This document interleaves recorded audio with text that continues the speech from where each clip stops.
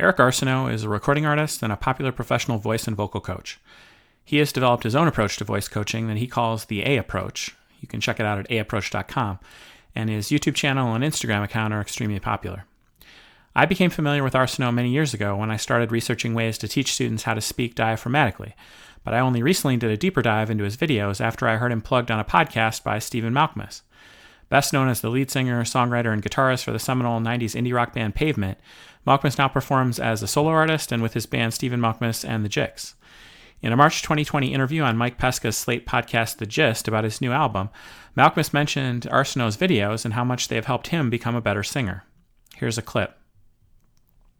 Are there notes now that you can't hit that you used to be able to hit vocally? I don't think so. I think I can make up for it with a little bit of technique. Like I've listened to some vocal on YouTube. There's a guy, Eric Arsenault. You have to struggle through some ads if you don't have YouTube Red or ad blocker. Like at my house, I don't have to see the ads. But he has this 4-step vocal exercise thing, and I like know every little tick of what he says by now, because I listen to it before every show, and just like get my voice ready. So that can help singing from the belly more and not getting tight up here, as Eric would say, can help you hit notes. And so I just can't scream as much. There's no doubt about that. Eric can't help me with being willing to have an aneurysm, which I used to, and now I don't. Wait, so is your relationship with him purely that you came across his YouTube videos, or have you ever? Does he know that you are influenced by him? No, but he helps people on like The Voice and stuff. But you can do one-on-one. It's an advertisement for him to do one-on-one YouTube with him. I think you can do lessons on FaceTime. I assume, but I haven't paid for that. I'm just getting the basic thing. That's enough for me. Do you think that knowing that you're out there promoting his brand is helping it? Yes. Okay. I showed it to Kurt Vile.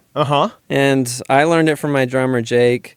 I wish I would have done it sooner. Occasionally on some of the records, I would have probably sung like 4%. It only helps you like 5% or to 4%, but and the game, as important as these margins. That's right. When you're at the big leagues, that's what they say in these tennis matches. The extra 4%. Yeah, when Dominic Thiem lost to Djokovic in the Aussies, like it was just the slimmest of margins, just a couple of points. It's just in the details, 1 or 2 things. So that's what I'm getting.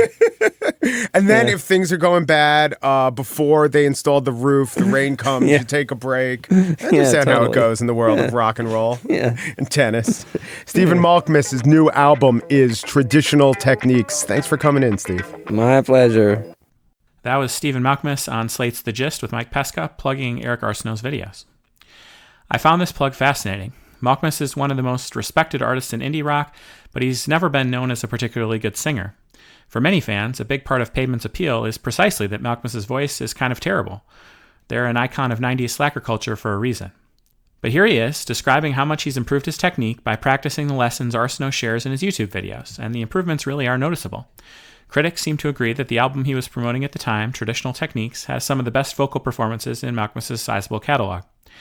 He certainly seems to agree.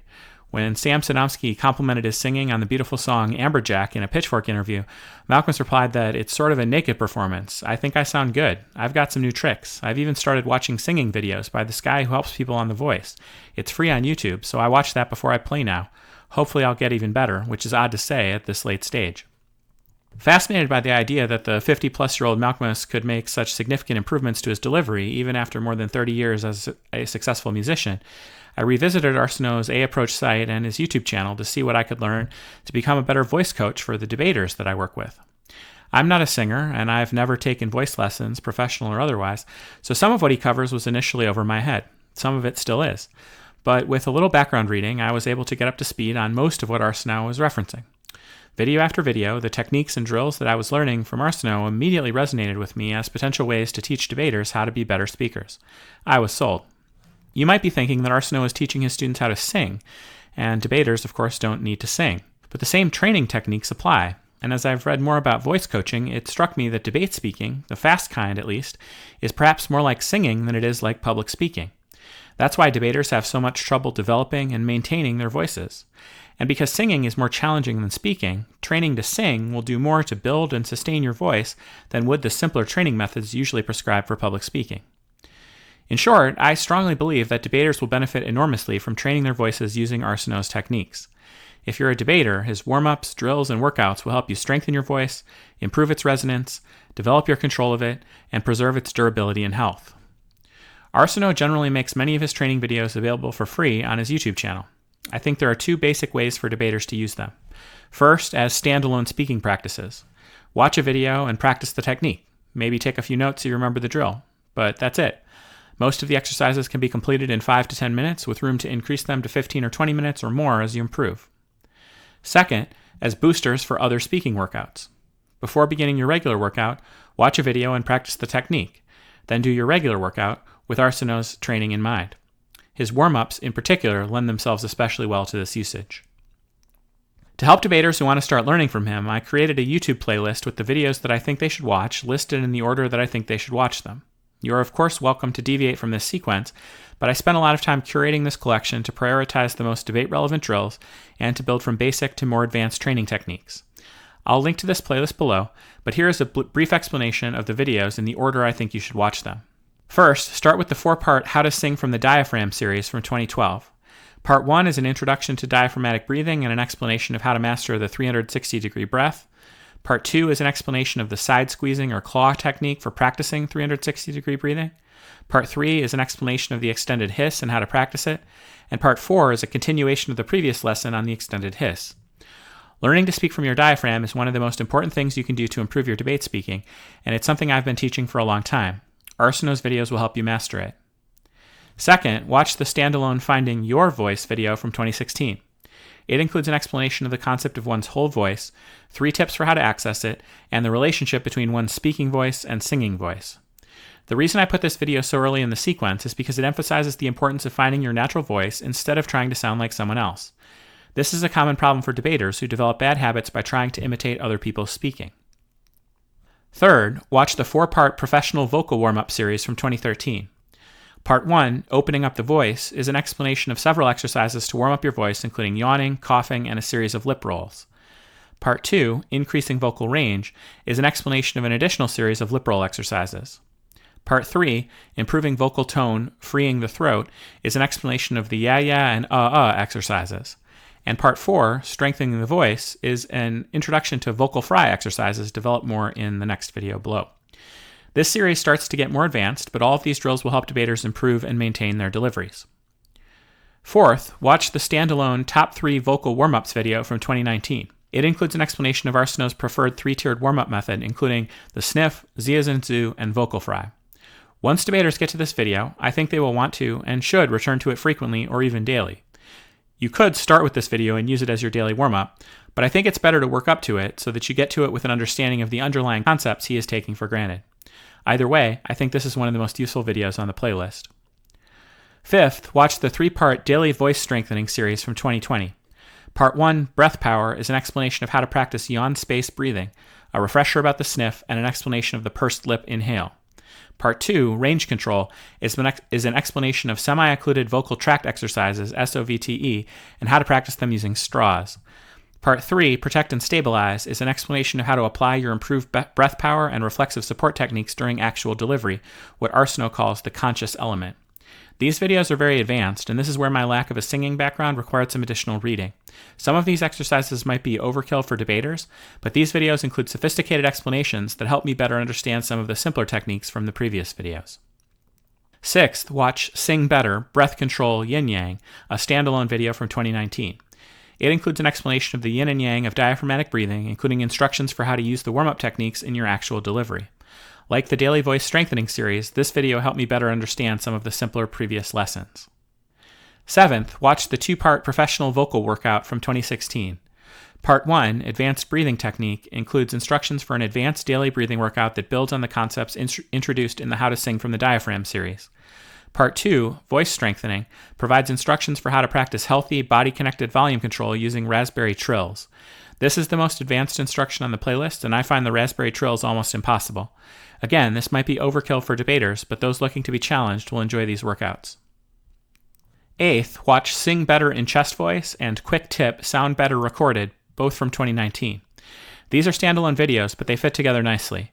The former is a review of chest voice and how to manage your vocal weight, while the latter is an explanation of why your chest voice sounds so much better when recorded. These are especially helpful for students preparing to debate online, and they confirm that the training exercises from other videos will improve the way debaters sound when recorded. 9th, watch Fixing a Nasal Singing/Speaking Voice, a standalone video from 2020. It is an explanation of chipmunk voice and how to eliminate it using previously introduced techniques.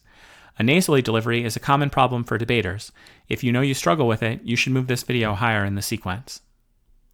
Finally, watch the 2015 standalone video Vocal Damage, Warning Signs, Prevention, and Recovery. It provides an explanation of how to identify, prevent, and treat vocal injuries. While serious vocal injuries are probably rarer in debaters than singers, it is still important to understand how to take care of your voice.